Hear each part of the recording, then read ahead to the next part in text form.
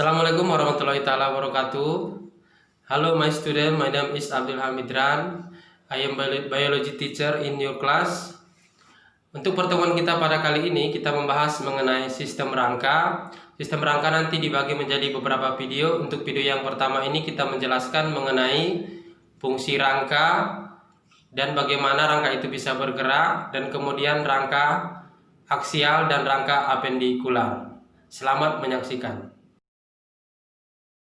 Skeletal system, sistem rangka.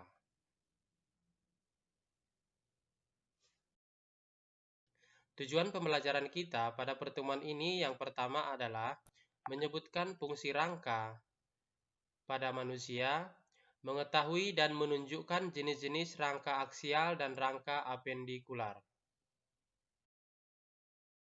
Pendahuluan. Sistem gerak adalah sistem organ pada manusia yang berperan dalam pergerakan tubuh. Organ yang mendukung kerja sistem gerak yang pertama adalah rangka. Rangka disebut sebagai alat gerak pasif yang terdiri atas jaringan tulang rawan dan tulang sejati. Yang kedua, otot. Otot disebut sebagai alat gerak aktif karena otot yang menggerakkan rangka atau tulang. Dan otot terdiri dari jaringan-jaringan otot. Rangka merupakan alat gerak pasif yang tersusun atas tulang-tulang yang saling berhubungan. Apa saja fungsi rangka pada manusia? Rangka sebagai alat gerak pasif, rangka sebagai pembentuk tubuh, rangka menopang menyokong berat tubuh, tempat melekatnya otot, melindungi organ vital seperti paru-paru, jantung, dan otak, tempat pembentukan sel darah merah yaitu pada sumsum tulang, dan tempat penyimpanan kalsium dan fosfor. Berdasarkan letaknya, rangka dibedakan menjadi dua. Yang pertama adalah rangka aksial atau rangka sumbu tubuh, yaitu tulang tengkorak, tulang rusuk, tulang dada, dan tulang belakang. Yang kedua, rangka apendikular. Di sekitar sumbu tubuh, berarti di bagian samping, kiri, dan kanan, yaitu alat gerak atas atau ekstremitas atas dan ekstremitas bawah, kemudian gelang panggul. Berarti yang dimaksud dengan rangka apendikular yaitu adalah rangka bagian alat gerak atas dan alat gerak bawah beserta gelang panggul. Rangka kepala. Tengkorak kepala kita disusun dari 22 tulang. Dengan jenis yang pertama adalah ada tulang frontal atau dahi, ada tulang varietal atau ubun-ubun. Ini tulang varietal atau ubun-ubun.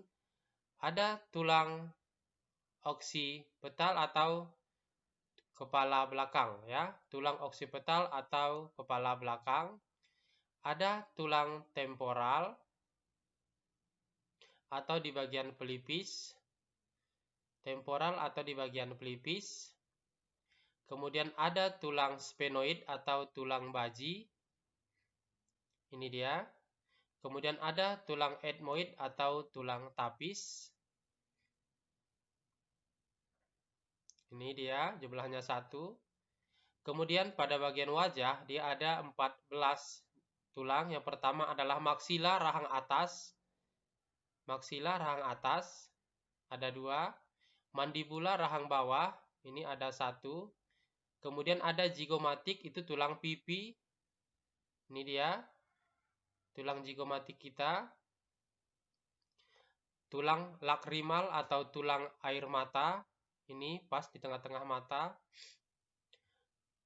Tulang hidung atau nasal, itu ada 2. Kemudian tulang femur atau rongga hidung, di tengah-tengah rongga hidung. Kemudian ada tulang palatina atau langit-langit mulut. Selanjutnya ada tulang nasal congca interior. Ini ada 2 jenis. Oke, nasal congca interior berarti di bagian dalam. Selanjutnya kita masuk kepada rangka dada. Sangkar dada itu ada 25 tulang. Yang pertama kita perhatikan di sini adalah ada tulang dada atau sternum. Ini dia tulang dada atau sternum. Ada bagian manubrium atau bagian hulu. Ada bagian mesosternum atau gladiolus.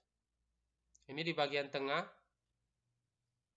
Dan ada bagian sipisternum atau tulang taju pedang. Selanjutnya, tulang rusuk atau tulang iga ini dibagi menjadi 3. Yang pertama ada costa vera, rusuk sejati. Ini di bagian atas. Kemudian di bagian bawahnya ada costa spuria, rusuk palsu. Ini jumlahnya 3 kali 2. Kemudian costa fluctuantes atau rusuk melayang jumlahnya 2 dikali 2. Tulang rusuk sejati masing-masing menempel pada satu ruas tulang belakang yaitu 1 sampai 7 dan tulang dada. Tulang rusuk palsu masing-masing menempel pada satu ruas tulang belakang 8 sampai 10 dan menumpang pada tulang rusuk sejati itu ada 7. Tulang rusuk melayang masing-masing menempel pada satu ruas tulang belakang 11 dan 12 dan tidak menempel pada tulang dada. Tulang belakang. Tulang belakang ada 26 tulang. Bagian atas namanya vertebra cervicalis.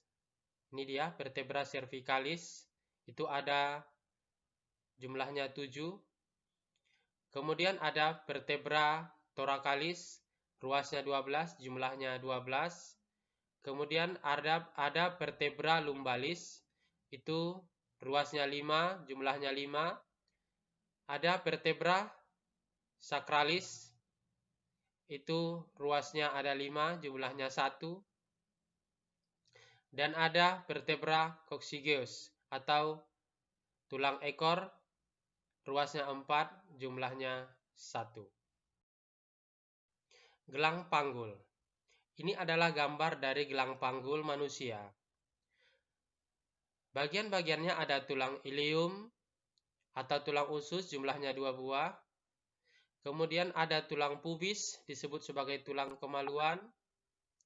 Kemudian ada tulang isium, disebut sebagai tulang duduk.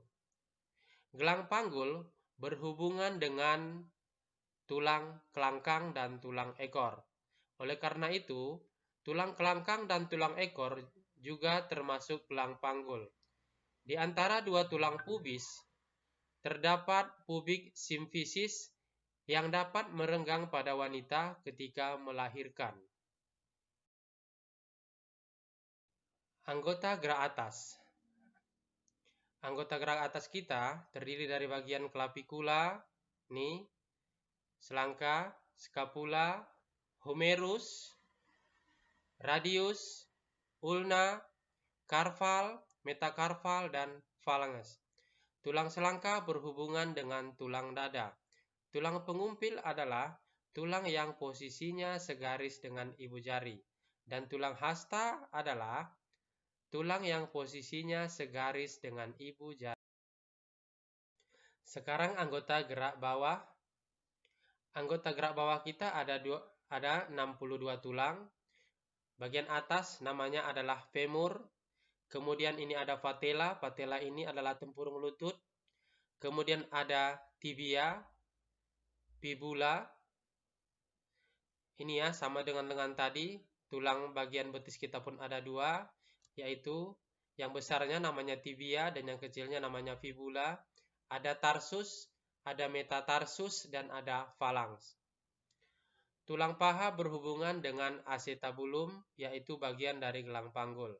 Tulang kering berukuran lebih besar dari tulang betis, dan letak tulang kering lebih depan daripada tulang betis. Ini tadi gambarnya tibia dan fibula. Selanjutnya adalah kita membahas tulang pendengaran. Tulang pendengaran kita ini terdapat di bagian telinga kita, di bagian dalam. Ini gambarnya, ini gendang telinga kita. Gendang telinga, kemudian ada tulang malleus, ada tulang incus, dan ada tulang stapes. Tulang pendengaran berfungsi menyampaikan getaran suara dari gendang telinga menuju ke koklea atau rumah siput yang ada di bagian telinga kita.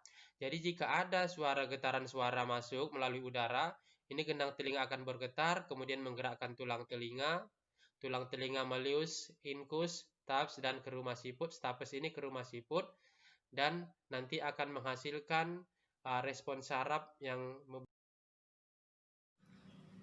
Demikian tadi penayangan video, mudah-mudahan dapat bermanfaat bagi Anda sekalian, dan kita saksikan video selanjutnya di episode berikutnya. Assalamualaikum.